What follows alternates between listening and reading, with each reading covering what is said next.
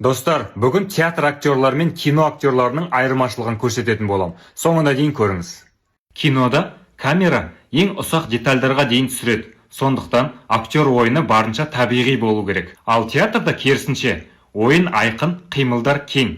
Дикция анық, эмоциялар сәл шамадан тыс болады. Театрда дубль жоқ. Актер рөлін бірден мінсіз ойнап шығуы керек. Ал кинода бір сахнаны бірнеше рет түсіреді. Бірақ соңында тек бір ғана нұсқа қалады. Театрда репетициялар айлап жүреді. Ал кинода түсірілімдер сюжет бойынша емес, локация мен ауа райына байланысты ретсіз жүруі мүмкін. Театрда актер көрерменнің реакциясын бірден сезеді. Ал кинода көбіне камера алдында бос кеңістікте ойнайды. Кинода сырт келбет маңызды рөл атқарады.